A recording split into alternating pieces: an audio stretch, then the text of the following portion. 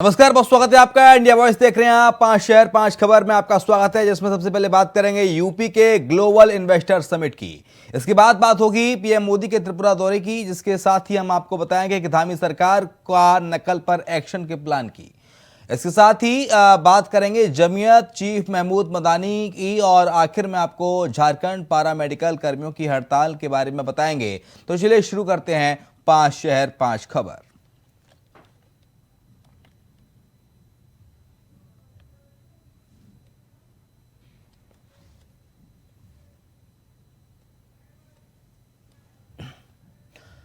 तो global investor summit में शनिवार को ददीची हाल में उत्तर प्रदेश के लिए भारत और जापान की विशेष प्लानिंग और ग्लोबल पार्टनरशिप पर बात हुई, और इस दौरान जापानी उद्योगपति यहां की अपार संभावनाओं से उत्साही दिखे। पर्यटन विकास को देखते हुए जापान के प्रसिद्ध होटल समूह hotel management international company limited ने यूपी में अयोध्या, वाराणसी और आगरा समेत अन्य शहरों में 30 नए होटल बनाने का एमओयू साइन किया। जापानी कंपनी ने प्रदेश सरकार के साथ 7200 करोड़ के निवेश का समझौता किया। इसके साथ ही करीब 10,000 युवाओं को सीधा रोजगार भी मिलेगा।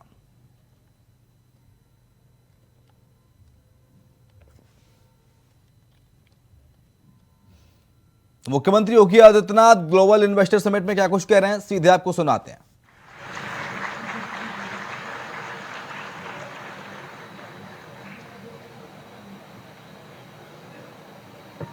Thank you, sir, for sharing your vision. I would now request the Honorable Chief Minister to facilitate Nitin Gadkari ji. Thank you.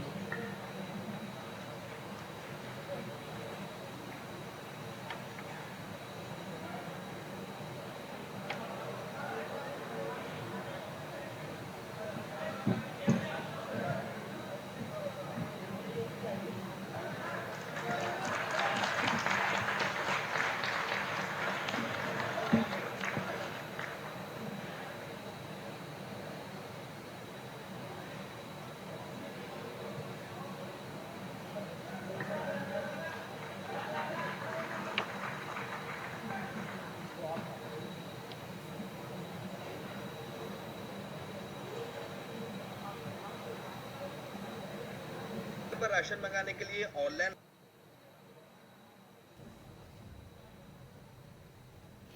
Live तस्वीर आपको दिखा रहे हैं ग्लोबल इन्वेस्टर समिट की।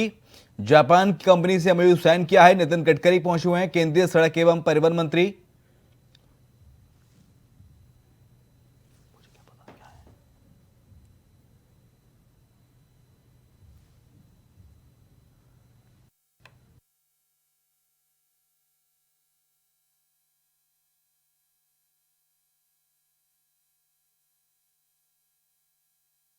आपको दिखा रहे हैं ग्लोबल इन्वेस्टर समिट की।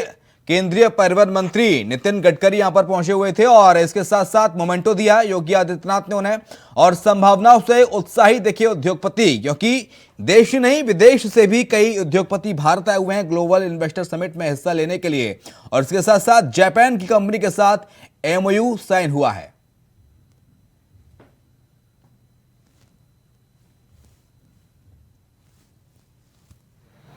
लोकप्रिय मुख्यमंत्री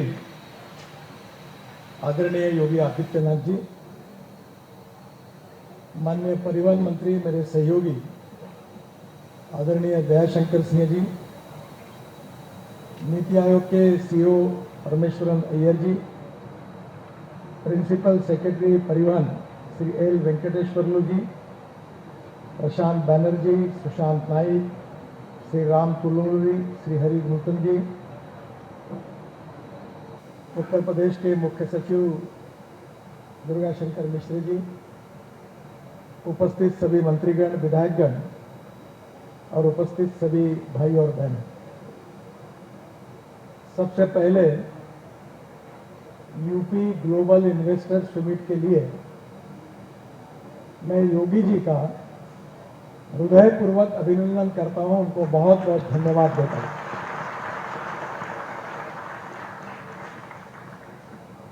उत्तर प्रदेश में पहली बार इंडस्ट्रियल ग्रोथ, एग्रीकल्चर ग्रोथ, इसका विचार करके काफी बड़ी इन्वेस्टमेंट देश के इतिहास में उत्तर प्रदेश में लाने का काम योगी आदित्यनाथ जी ने किया है और कि उनकी ये विजन उत्तर प्रदेश के तस्वीर को बदल देगी। मैं अक्सर एक बात दोहराता हूं, you can donate I but you can not donate vision. आंखें दान किए जा सकते हैं पर जीवन में विकास की दृष्टि दान नहीं की जा सकती। And lack of vision is a big problem. और उत्तर प्रदेश में गरीबी दूर करने के लिए रोजगार निर्माण करना पड़ेगा। रोजगार निर्माण करने के लिए इंडस्ट्री आनी चाहिए। इंडस्ट्री आएगी तो कैपिटल इन्वेस्टमेंट आएगी और कैपिटल इन्वेस्टमेंट आएगी तो रोजगार निर्माण होगा और रोजगार निर्माण होगा तो गरीबी दूर होगी। ये विजन का मैप तैयार करके एक प्रकार से ये ग्लोबल इन्वेस्टर्स को यहाँ बुलाकर उत्तर प्रदेश को देश का विकसनशील राज्य बनाने का जो सपना योगी जी का है, उस दृष्टि से उनका ये जो प्रयास है वो बहुत एप्रोप्रिएट हाईवे पे चल रहा है। और योगी जी की गाड़ी, उत्तर प्रदेश की गाड़ी इस एक्सप्रेस हाईवे से ऐसे स्पीड से दौड़ रही है कि जल्दी ही उत्तर प्रदेश की जनता को गरीबी, भुखमरी और बेरोजगारी से निश्चित रूप से ये तकलीफ दूर होगी, ये मेरा विश्वास है। और मेरे मन में इसकी विशेष रूप से खुशी है कि योगी जी ने इस इनिशिएटिव को लिया है। सबसे पहले जिस सब्जेक्ट पर ये आज का सेमिनार रखा हुआ है वो देश के हमारे दो बड़े चैलेंजेस है, आह्वान है। एक आह्वान हमारे पास है कि इंपोर्ट ऑफ फॉसिल फ्यूल। ये पेट्रोल, डीजल और गैस इकोनॉमी में अभी हमारे यहाँ 16 लाख करोड़ रुपए का इंपोर्ट है। 16 लाख करोड़। और इस देश के इकोनॉमी से 16 लाख करोड़ हमारे बाहर जा रहे हैं। हम एनर्जी को इंपोर्ट करने वाला देश है। 85% हमारा पेट्रोल डीजल इंपोर्ट होता है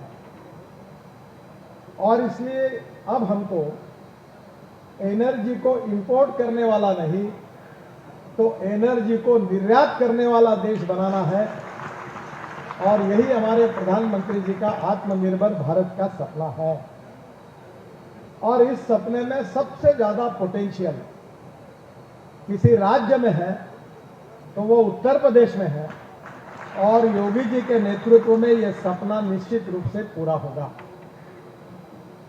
दूसरी इंपॉर्टेंट प्रॉब्लम जो है कि हमारे सोसाइटी के 3 इंपॉर्टेंट पिलर है।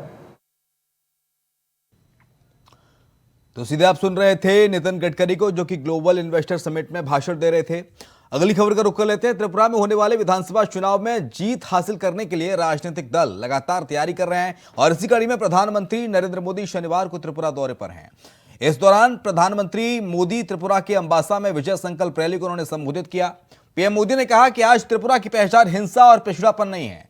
त्रिपुरा में पहले एक ही पार्टी को झंडा फहराने की इजाजत थी, लेकिन आज भाजपा सरकार ने त्रिपुरा को डर, भय और हिंसा से मुक्ति दे दी। पीएम मोदी ने कांग्रेस और लेफ्ट के गठबंधन पर हमला बोलते हुए कहा कि कांग्रेस और लेफ्ट के लोग छल कपट में जुटे हैं। कुशासन के पुराने खिलाड़ियों ने हाथ मिला लिया है। इनको जाने वाला एक एक वोट त्रिपुरा को पीछे धकेल देगा। इसलिए आपको केवल कमल के सामने बटन दबाना है।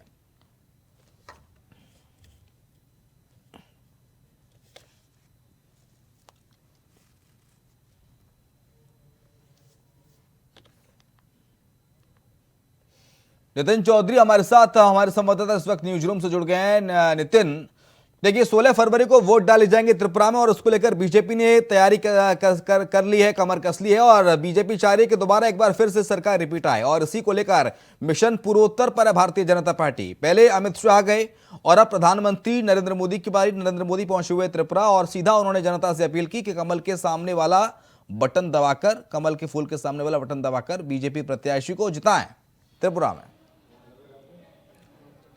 जी देखिए शिवम, बिल्कुल जिस तरीके से त्रिपुरा में विधानसभा चुनावों की नज़दीक है जैसे जैसे बढ़ती जा रही है, पहले जो है हमें गृह मंत्री अमित शाह पहुंचे थे और उसमें त्रिपुरा में भारतीय जनता पार्टी के लिए वोट मांगने के लिए आज खुद प्रधानमंत्री नरेंद्र मोदी जो है वहां पर पहुंचे और जनता से अपील कर रहे हैं। जिस तरीके से भारतीय जनता पार्टी की सरकार त्रिपुरा के अंदर बनने जा रही है, तो उसी को देखते प्रधानमंत्री मोदी ने कहा है कि 16 फरवरी को कमल के फूल के वाला बटन दबा का जो है विजय बनाए और भारतीय जनता पार्टी की विजय बनाए। तो उसी को देखते हुए आज प्रधानमंत्री नरेंद्र मोदी ने एक जनसभा को संबोधित की थी। जनसभा को संबोधित करते हुए वहाँ पर जो है तमाम पार्टियों को जो निशाना साधा था और कहा था जिस तरीके से डबल इंजन की सरकार यहाँ पर थी तो उससे जो है काफ़ी छुटकारा पाया था। लेकिन उसी के बाद ही आज प्रधानमंत्री नरेंद्र मोदी ने साफ कर दिया कि 16 फरवरी को जो वोटिंग होनी है त्रिपुरा के अंदर, वो एक एक लोग जो है भारतीय जनता पार्टी को वोट दे, कमल के फूल के सामने वाले बटन को जो है दबाएं और उसमें जो भारतीय जनता पार्टी की जीत को हासिल कराएं। जी, और इसके साथ साथ मिशन पूर्वोत्तर चल रहा है भारतीय जनता पार्टी का, और प्रधानमंत्री ने आज हुंकार भरी त्रिपुरा में जाके बीजेपी के जो मुख्यमंत्री हैं त्रिपुरा के माणिक साहा, उनकी ओर से भी कुछ भाषण दिया गया क्या, और कौन कौन साथ थे, कितने दिन का दौरा कुछ सामने आया है इसको लेकर?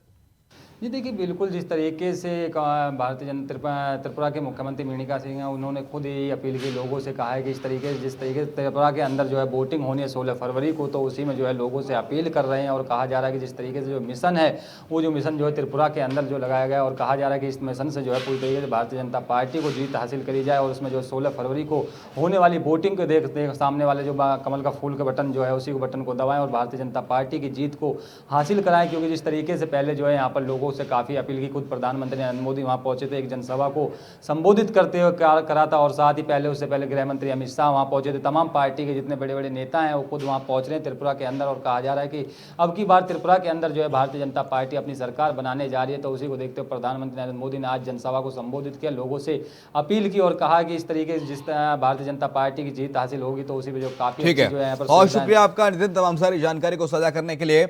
उत्तराखंड में देश का सबसे सख्त नकल विरोधी कानून लागू हो गया है। राज्यपाल लेफ्टिनेंट जनरल गुरमीत सिंह ने उत्तराखंड प्रतियोगी परीक्षा अध्यादेश 2023 पर मोहर लगा दी है। राजभवन ने 24 घंटे के भीतर एक कदम उठाया है, जिस कारण अब भर्ती परीक्षा में पेपर लीक, नकल कराने या अनुचित साधनों में लिप्त पाए जाने पर आजीवन कारावास की सजा मिलेगी। साथ ही 10 करोड़ तक जुर्माने का प्रावधान भी है। इस गैर जमानती अपराध में दोषियों की संपत्ति भी जब्त कर ली जाएगी। अभय कैंतरा ज्यादा जानकारी के लिए हमारे साथ हमारे संवाददाता इस वक्त देहरादून से लाइव जुड़ गए हैं। अभय, अब नकल माफिया की खैर नहीं, उत्तराखंड में नकल विरोधी अध्यादेश लागू हो गया है। जी बिल्कुल, ये कह सकते हैं कि अब उत्तराखंड में जो भर्ती परीक्षाएं जो होंगी, यानी ये कल से ये कह सकते हैं कि जो पटवारी लेखपाल जो भर्ती परीक्षा होगी, इसके बाद भी जो भर्ती परीक्षाएं होंगी, चाहे वो उत्तराखंड अध्ययन सेवा चयन आयोग करवाए या उत्तराखंड राज्य लोक सेवा आयोग यहाँ पर करवाए, वो पूरी भर्ती परीक्षाएं पारदर्शी तरीके से होंगी। क्योंकि राज्य सरकार की तरफ से जो नकल अध्यादेश 2023 था, उस अध्यादेश को राजभवन की तरफ से मंजूरी यहाँ पर मिल गई है। पिछले 2 दिन के भीतर ये कह सकते हैं कि पिछले जो 48 घंटे गुजरे हैं, उस 48 घंटे में जिस प्रकार से बेरोजगार युवाओं ने पर प्रदर्शन किया था, जो उस पर सियासत यहां पर हुई थी, लाठीचार्ज उन पर हुआ था और उसके बाद जो पथराव की स्थिति यहां पर हुई थी, उसके बाद सरकार ने बड़ी गंभीरता के साथ त्वरित गति पर इस अध्यादेश को लेकर काम यहां पर किया। राजभवन को भेजने का काम अध्यादेश को किया गया था। राजभवन से ये कह सकते हैं कि एक ही रात में राजभवन की तरफ से मंजूरी यहां पर दे दी गई थी और अब इस अध्यादेश को पूरे प्रदेश में प्रभावी रूप से लागू कर दिया गया है। यानी यह समझा जा सकता है कि जो भी नकल माफिया यहां पर होगा, चाहे वो कोचिंग संस्थान हो या फिर दूसरे कोई इंस्टीट्यूट से जुड़ा हुआ हो, वो उसका सीधे तौर पर उसके खिलाफ कड़ी सख्त कार्रवाई यहां पर की जाएगी। उसको सीधे तौर पर कह सकते हैं कि आजीवन कारावास की सजा उसके लिए मुकर्रर कर दी गई है। 10 करोड़ से ज्यादा का जुर्माना उसके ऊपर लगा दिया गया है। इसके अलावा सबसे जो बड़ी बात है वो ये समझी जा सकती है कि अगर कोई अभ्यर्थी अनुचित साधनों का प्रयोग करते हुए पकड़ा जाता है तो उसके ऊपर भी ये कह सकते हैं कि स्टेप बाय स्टेप कार्रवाई यहां पर होगी। यानी अगर पहली बार पकड़ा जाता है तो 3 साल के लिए उसको यहां पर डिबार कर दिया जाएगा, 5 लाख का जुर्माना उसके ऊपर रखा जाएगा। उसके बाद भी अगर वो उसका जो परिचय है, उसका जो कैरेक्टर है, उस पर सुधार नहीं होता तो फिर उसके बाद उसको 10 साल तक भर्ती परीक्षाओं से बाहर रखने का काम कर दिया जाएगा। 10 लाख तक का जुर्माना उसके ऊपर रखा गया है। साथ ही ये समझा जा सकता है कि जो बड़े संस्थान इससे जुड़े हुए होंगे उनके द्वारा जो संपत्ति अर्जित की जाएगी, यानी इस पूरे प्रकरण में जो संपत्ति अर्जित की जाएगी, जो नकल माफिया इस पर करते हैं, उस संपत्ति को सरकार की तरफ से जब्त करने का काम यहाँ पर किया जाएगा। यह सबसे बड़ा अध्यादेश ये समझा जा सकता है कि उत्तराखंड देश के पहला ऐसा राज्य यहाँ पर होगा जहाँ पर नकल को लेकर इतना सख्त कानून यहाँ पर बना हुआ है। इससे पूर्व में भी समझा जा सकता है कि धामी सरकार ने जो वायदे किए थे उन वायदों को पूरा करने का काम यहाँ पर किया गया था, चाहे वो सशक्त धर्मांतरण कानून लाने की बात हो, चाहे 30% महिलाओं को आरक्षण देने की बात हो, या फिर अब ये कह सकते हैं कि नकल विरोधी कानून लाने का जो सरकार का जो मखौड़ा था उसको यहाँ पर मंजूरी मिलते ही अब और हाल ही में जब राजधानी देहरादून में 2 दिन पहले अभय जब प्रदर्शन हुआ था तो मुख्यमंत्री का एक रिएक्शन सामने आया। धामी साफ तौर पर कह रहे थे कि हमारे लिए छात्रों का हित, अभ्यर्थियों का हित पहली प्राथमिकता है और नकल विरोधी कानून हम लाएंगे। ये बात भी कही थी पुष्कर सिंह धामी ने। बिल्कुल इसे इस रूप में भी समझा जा सकता है कि ये जो छात्रों का जो प्रदर्शन यहाँ राजधानी देहरादून में हुआ था और उसके बाद पूरे प्रदेश भर में जो विरोध प्रदर्शन छात्रों के द्वारा किए गए थे, हर जनपद से ऐसी तस्वीरें सामने आई थी। लेकिन उसके बाद जिस प्रकार से यहाँ पर घटनाक्रम घटा था तो मुख्यमंत्री पुष्कर सिंह धामी ने पहले शासन के अधिकारियों को दिशा निर्देश दिए कि बेरोजगार छात्रों से बातचीत यहाँ पर की जाए। कल अपर मुख्य सचिव गृह जो राधा रतूड़ी है उनकी तरफ से बेरोजगार संगठन के छात्रों से मुलाकात की गई थी, उनसे बातचीत वहां पर की गई थी। उनसे आग्रह भी किया गया था कि सरकार पर वो लोग भरोसा रखें और सरकार जो कार्रवाई कर रही है उस कार्रवाई को कम से कम इंतजार, उसका अमलिया जामा पहनाने का इंतजार जरूर किया जाए। इसके बाद आज खुद मुख्यमंत्री पुष्कर सिंह धामी ने जो पीएससी के जो बेरोजगार छात्र थे या दूसरे संगठनों से जुड़े हुए जो बेरोजगार छात्र प्रतिनिधि थे उनसे मुख्यमंत्री आवास में बातचीत वहां पर करी, उनसे भी यही अपील करी कि सरकार जो काम कर रही है वो सुखद भविष्य के लिए। राजधानी दिल्ली के रामलीला मैदान में शनिवार को जमीयत के 34वें अधिवेशन का आयोजन किया गया, जिसमें जमीयत उलेमा हिंद के चीफ महमूद मदनी ने कहा कि बीजेपी और आरएसएस से हमारा कोई धार्मिक मतभेद नहीं है बल्कि वैचारिक मतभेद है। भारत जितना मोदी और भागवत का है उतना ही मदनी का भी है।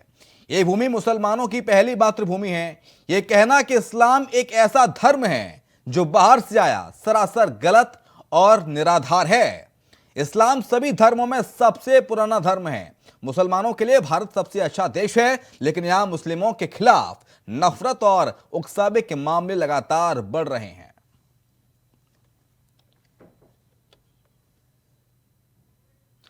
योगेश पांडे ज्यादा जानकारी के लिए हमारे साथ हमारे सहयोगी इस वक्त न्यूज रूम से लाइव जुड़ गए हैं। योगेश, महमूद मदनी का यह बयान जो आज रामलीला मैदान से आया है, इस बयान को कैसे समझें, किस ओर इशारा करता हुआ नजर आ रहा है योगेश?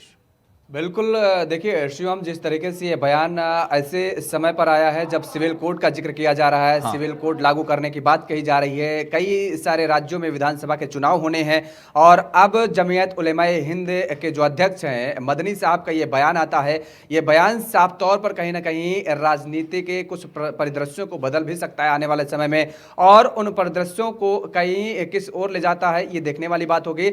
सवाल ये उठता है कि मदनी ने जिस तरीके से मुसलमानों के हक की बात कही है, जिस तरीके से कहा गया है पसमानदा मुस्लिमों को लेकर के कहा गया है कि ये पसमानदा मुस्लिमों के साथ जो आरक्षण की बात कही जा रही थी वो आरक्षण उनको नहीं मिल पा रहा है, उनको जो तवज्जो मिलनी चाहिए थी वो तवज्जो नहीं मिल पा रही है, और जो भेदभाव किया जा रहा था वो भेदभाव को खत्म करने की बात कही गई है। एक साफ तौर पर मदनी साहब ने एक बात और कही है कि दरअसल उन्हें आरएसएस से कोई नाराजगी नहीं है, आरएसएस प्रमुख से कोई नाराजगी नहीं है, प्रधानमंत्री से कोई नाराजगी नहीं है। नाराजगी है, मतभेद है तो उनकी जिस तरीके से जो सोच है और खास तौर पर वैचारिक मतभेद, बिल्कुल वैचारिक मतभेद को लेकर के इनकी लड़ाई है, ये कहा गया है मदनी की तरफ से। लेकिन सवाल ये उठता है कि जिस तरीके से जिन मुद्दों को उठाया गया, जिन मुद्दों को कहा जा रहा है कि मुस्लिमों को लेकर के कहा जा रहा है कि उनके साथ मतभेद हो रहा है, उनको बांटने का काम किया जा रहा है और उनमें कहीं ना कहीं आग सुलगाने का काम किया जा रहा है, तो मुझे लगता है कि मदनी साहब ने भी आज ही एक नई आग जो है जलाने का काम किया है। जिस तरीके से ये बयान दिया है उन्होंने और ये कहा है कि भारत के बाहर के नहीं है मुस्लिम, साफ तौर पर ये देश जानता है, दुनिया जानते हैं, कौन नहीं जानता है कि मुस्लिम भारत में रहने वाले थे और जिनको भारत से बाहर जाना था वो चले गए। अब जो भारत में है वो भारत की खाएंगे और क्या बजाएंगे किसी दूसरे देश की? ऐसा नहीं संभव है ना। कोई भी सरकार हो, चाहे भारतीय जनता पार्टी की सरकार हो, कांग्रेस की सरकार हो या अन्य किसी राजनीतिक दल की सरकार हो, कोई भी सरकार हो, इसके खिलाफ अगर कोई ऐसा करता है तो उसके खिलाफ आवाज उठानी ही चाहिए। अगर कोई व्यक्ति देश विरोधी गतिविधियों में संलिप्त होता है तो उस पर कार्रवाई करनी ही चाहिए, सरकार किसी की हो। अगर ऐसा हो रहा है तो मदनी साहब को नाराजगी क्यों? और जिस तरीके से वो कह रहे हैं कि वो मुलाकात कर रहे हैं आरएसएस के प्रमुख से और अन्य लोगों से, भारतीय जनता पार्टी सरकार में जो नुमाइंदे बैठे हैं उनसे मुलाकात कर रहे हैं, तो अगर मुलाकात कर रहे हैं तो ये लोगों के बीच में, मुस्लिम समुदाय के बीच में जाकर के ये आग जलाने, आग सुलगाने का काम क्यों कर रहे हैं, उनको भड़काने का काम क्यों कर रहे हैं? ये भी अपने आप में एक बड़ा सवाल है शिवम। वाकई में, और ये बात सच है कि जितना भारत किसी हिंदू व्यक्ति का है उतना ही किसी मुस्लिम व्यक्ति का है। लेकिन खैर, इस बयान के मायने क्या निकाले जाए, क्योंकि जब मदनी साहब आते हैं मंच पर और ये कहते हैं, मोहन भागवत को टारगेट करते हैं, नरेंद्र मोदी को योगेश टारगेट करते हैं कि जितना नरेंद्र मोदी का भारत है, जितना भारत मोहन भागवत का है, उतना मदनी का है, तो आपसे भारत को छीनने का हक की बात किसने कही? किसने कहा कि आप भारत छोड़ दीजिए? तो आप इस तरह की बयानबाजी कर रहे हैं। हिंदुस्तान में संविधान है और संविधान हर धर्म को यहाँ पर दर्जा देता है बराबर हिस्सेदारी का। समझने की जरूरत, भारत जैसा देश जहां पर आप खाते भारत की हैं और बजाते पाकिस्तान की हैं, गाते पाकिस्तान की हैं, और कहां देश में रह करके बावजूद इसके आपको इतना अधिकार मिलता है कि आप अपनी आवाज को बुलंद कर सकें, आप अपनी आवाज को उठा सकें। अब ऐसी स्वतंत्रता और कहां मिल सकती है? क्या किसी दूसरे देश में ऐसी स्वतंत्रता मिल बहुत सकती है? शुक्रिया योगेश आपका तमाम सारी जानकारी को साझा करने के लिए। स्थायीकरण की मांग को लेकर अनुबंध पारा मेडिकल स्वास्थ्य कर्मियों की हड़ताल लगातार झारखंड में जारी है। स्वास्थ्य कर्मियों की हड़ताल से राज्य की स्वास्थ्य व्यवस्था भी प्रभावित हो रही है, लेकिन सरकार की तरफ से अभी तक इनके साथ ना तो बातचीत की गई और ना ही अस्पताल में सेवा न देने पर इन पर कोई कार्रवाई हुई है। राकेश कुमार हमारे साथ, हमारे संवाददाता इस वक्त लाइव जुड़ गए हैं। राकेश, अब कोरोना काल था तो पैरामेडिकल कर्मी आए थे संकट मोचक बनकर और इन्होंने कोरोना से पीड़ित लोगों का उपचार किया था अस्पतालों में, इनकी जरूरत थी। लेकिन अब ये अपने हक की बात कर रहे हैं, इनको प्रदर्शन करना पड़ रहा है सड़कों पर आकर। देखिए शिवम, बड़ी बात कही जा सकती है कि जिस तरीके से सरकार की तरफ से कोई पहल नहीं की गई है, और सबसे बड़ी बात कही जा सकती है कि इन लोगों ने 16 साल तक लगातार काम किया है इस क्षेत्र में, और सबसे अहम बात एक और है कि इनका पूरा लाइफ इसमें लग गया, जीवन लग गया। अब इनके पास कोई दूसरा विकल्प भी नहीं दिखाई पड़ता है। तो ऐसे में उनका आंदोलन काफी दिनों से चल रहा है, लगभग 19 दिन आमरण अनशन को हो गए हैं। और हमारे पीछे जिस तरीके के आप देख सकते हैं कि ये अनशनकारी ही है जो कहीं ना कहीं अपने अनशन के माध्यम से अपनी बातों को, अगर पॉसिबल हो तो आप कैमरा पैन करके जरा तस्वीरें दिखाइए, फुल फ्रेम में हम काटते हैं कि दरअसल क्या उनकी मांगे हैं। जी, मैं दिखाना चाह रहा हूं कि क्या कुछ माहौल है, खास करके जिस तरीके से अनशनकारियों की बात की जाए। हाँ। तो यहाँ पे जो अनशनकारी आप देख रहे हैं, ये अपनी मांगों को लेकर 19वां दिन है इनका, और तमाम जो अनशनकारी है यहाँ पे जरूर मौजूद है और आमरण अनशन चल रहा है। लेकिन सरकार का कोई भी नुमाइंदा अभी तक इनसे कोई बातचीत करने के लिए नहीं आया है। आप देखिए कि जिस तरीके से लगभग 1 दर्जन से अधिक आंदोलनकारी बीमार पड़ गए थे और इसके बाद से उनको हॉस्पिटल में भी ले जाया गया था। लेकिन इतने अपनी मांगों को लेकर आंदोलनकारी इतने आगे बढ़ चुके हैं कि शायद उनको वापस लौटना शायद संभव नहीं नजर आ रहा है। तो आप नहीं, ऐसा आरोप लगा रहे हैं ये राकेश कि सरकार में आने से पहले जो मुख्यमंत्री हैं हेमंत सोरेन, उन्होंने उनसे वादा किया था कि सरकार बनने के 3 महीने के अंदर ही इनकी वेतन वृद्धि होगी, इनको परमानेंट किया जाएगा। लेकिन सरकार को 3 महीने से लेकर अब 3 साल हो गए हैं सरकार को बने हुए, अभी तक इनकी मांगों पर ध्यान नहीं दिया गया। तो सरकार का क्या तर्क है, सरकार क्या कह रही है इनकी मांगों पर? देखिए, इसमें सबसे अहम बात मैं बताना चाह रहा हूं कि जिस तरीके से चुनाव का वक्त था जब 2019 का, तब सरकार की तरफ से वादा किया गया था, जेएमएम ने जिस तरीके से वादा किया था कि 3 महीने के अंदर इन सारे लोगों को कहीं ना कहीं अस्थायीकरण करने की कोशिश की जाएगी। और एक और अहम बात मैं बताना चाह रहा हूं कि सरकार में ही विधायक रहे रोबिन हेम्ब्रम, जो अभी वर्तमान में सरकार में शामिल है, विधायक भी हैं, उन्होंने साफ तौर पे इन लोगों से मुलाकात करने के बाद से सरकार को कोसा है। उन्होंने साफ तौर पे कहा है कि किसी भी स्थिति में सरकार को आगे आना चाहिए, लेकिन सरकार इनके हक में बातचीत भी करने को तैयार नहीं हो रही है। तो ठीक कहीं ना है, कहीं बहुत शुक्रिया आपका राकेश तमाम सारी जानकारी को साझा करने के लिए। और इसी के साथ हमारे इस खास पेशकश 5 शहर 5 खबर में इतना ही। खबरें लगातार जारी हैं, देखते रहिए इंडिया वॉइस।